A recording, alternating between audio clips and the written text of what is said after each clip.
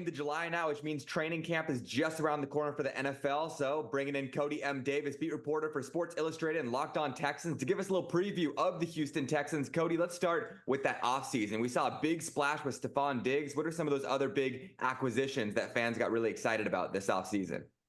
Well, of course, as you just alluded to, the big one was Stephon Diggs, which was a little bit of a surprise, but I get why the Houston Texans did it, because if you go all the way back to when the Houston Texans lost in the playoffs against the Baltimore Ravens, Coach DeMeco Ryans talked about, everything that he wanted to improve upon, and bringing in more playmakers at wide receiver was definitely at the top of his list. However, there was another position that he definitely wanted to make sure that he improved upon, and that was the Houston Texans rushing attack, which led to the Texans trading for Joe Mixon. And that was another big acquisition that the Houston Texans did have an opportunity to make this offseason, because the one thing about the Texans, one thing about offensive coordinator Bobby Slowick, they definitely want to make sure that they run the football. I know we all excited about CJ, and we all have a lot of trust in CJ, but at the same time, in order for the Texans to make sure that they reach their championship aspirations, they want to make sure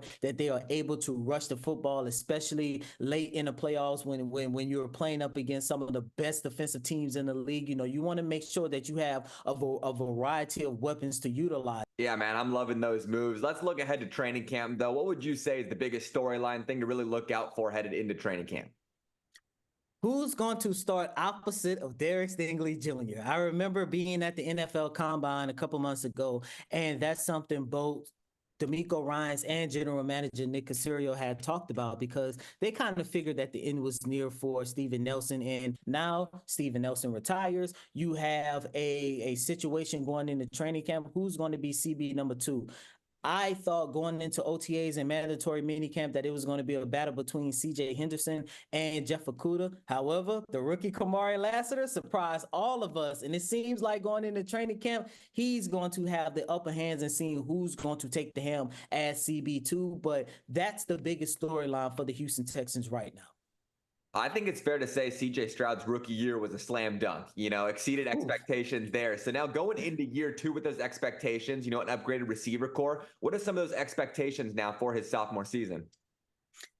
Can he get this organization at least to the conference championship game? And I know that is a hard statement to say for a quarterback that's entering year 2, but CJ Stroud already has all the intangibles and the work ethic to make sure that he bypassed that. And when you take a look at the Houston Texans, as you just alluded to, had one of the best rookie seasons in league history. We already know, I believe he finished his rookie season with like the second most passing yards in both regular season and playoff, trailing only Andrew Luck. So you're looking at a situation where he's already shown that he's adjusted to the speed of the game. He's already known how to, lead a team in clutch moments and everything else in between. CJ Stroud has to get this team to the AFC Championship game, because a lot of people, including myself, are already looking at him as this top 10, potentially top 5 quarterback in the league. And that's the next thing that CJ needs to do.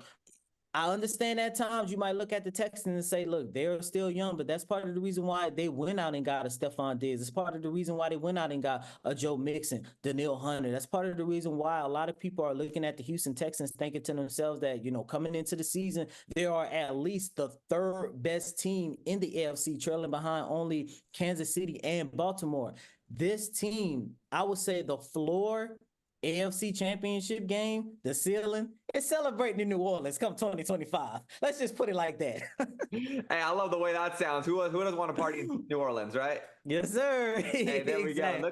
Looking ahead to training camp, just a couple weeks away. Coty M. Davis, man, I appreciate you joining the show, and I always appreciate the wisdom that you bring about everything Houston Texans.